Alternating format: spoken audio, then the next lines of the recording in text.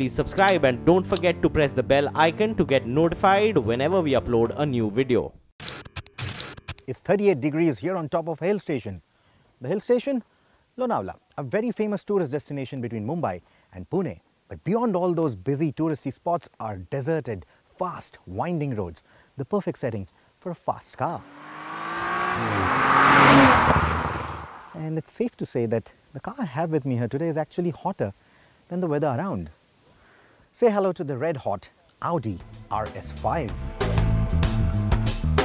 In the arid landscape that is typical to this region in the dry season, the shiny red RS5 stands out remarkably, despite its subtle looks. Compared to the Audi S5 Coupe that it builds on, the RS5 gets the usual paraphernalia of a sportier variant. Larger air dams, wider grille, a chin spoiler up front, and a prominent body kit including side skirts and air diffusers, and also large wheels and brakes.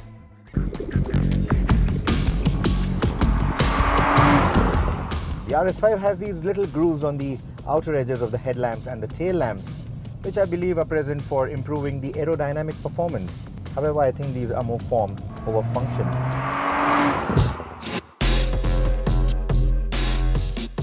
The Audi RS5 also comes with an edgier surfacing for the apron, and the haunches are more muscular with accentuated wheel arches that acknowledge the boxy but iconic yesteryear Crore cars. Interestingly, the Audi RS5's wheel arches are 19mm broader than the base A5.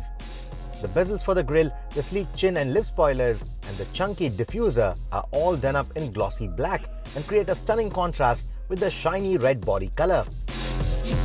I guess I just have a thing for fast cars or fast bikes that are done up in red and black, and probably that's the reason why this particular RS5 appeals to me so much.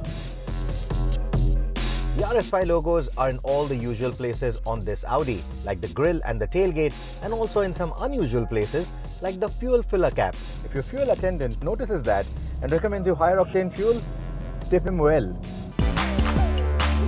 You'll find more of these badges on the flat bottom steering wheel, the fully digital instrumentation, and the leather on the sports seats.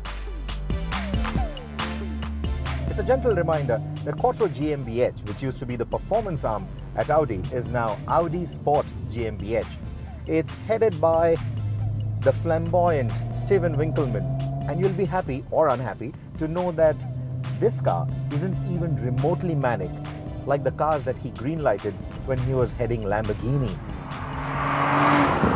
The RS5 is typical Audi, razor sharp in its design, impeccable in its workmanship, and precise when it comes to handling around the bends. The cabin does look a bit too S5 in my opinion, and I would have liked better headroom or a lower edge point in the driver's seat for easier ingress and egress, making it more suitable for an everyday sports car. The rear seat is a bit roomier in comparison to the outgoing first generation RS5, but it's still good enough only for kids or teenagers. The rear seat occupants do get cubby holes on either sides of the rear bench to keep their knickknacks, and chances are whatever they put in there will stay in there, because this car isn't as tail-waggy as its natural rivals, the BMW M4 and the Mercedes-Benz C63 AMG.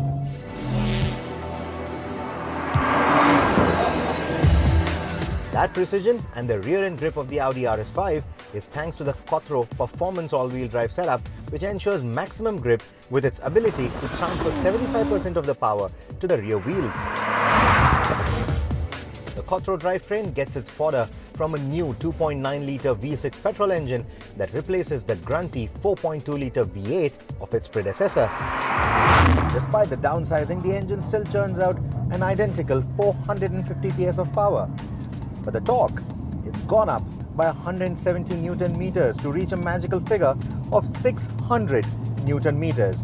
And that comes courtesy of a bi-turbo configuration, where both the turbochargers are placed within the V arrangement of the engine. 0 to 100, claims Audi, comes in 3.9 seconds, which is 0.6 seconds faster than the outgoing RS5. Marrying the new engine to the Crore system is a finely tuned 8-speed Tiptronic gearbox, which is ultra smooth in its operation and very responsive to changing throttle inputs. Handy power and torque gauges in the instrumentation further highlight the prowess of this drivetrain. You know what? Cruising at about 100 kilometers an hour in overdrive shows that it requires only about 19% of power and 27% of torque, and it needs between 45 to 55% of power and torque when the cruising speeds start hovering around the 200 km an hour mark. Such torque, much amaze. The Audi RS5 can hit a top speed of up to 280 km an hour, and going by how nicely it puts power down onto the road and thrusts your head into the seat, I don't think it will take too long to reach the car's maximum speed. And the new RS5 has lost about 60 kilos, out of which about 30 kilo savings come from the engine alone. The front end is therefore lighter than before and makes for sharper turn-ins and reduced understeer. An electronic differential further reduces the understeery nature of the Crore system, making the Audi RS5 a fast track tool and a brilliant corner cover. If I had to go nitpicking, I would have wished for a more communicative steering. This one feels a little over-assisted. Of course, it does weigh up in dynamic mode, but it feels a little bit artificial.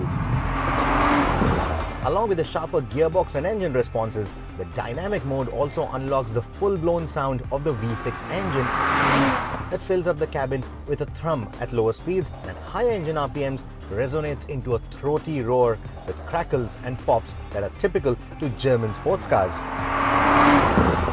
I think the Audi RS5 is right up there with the BMW M4 and the Mercedes-Benz E63 AMG as far as the performance is concerned.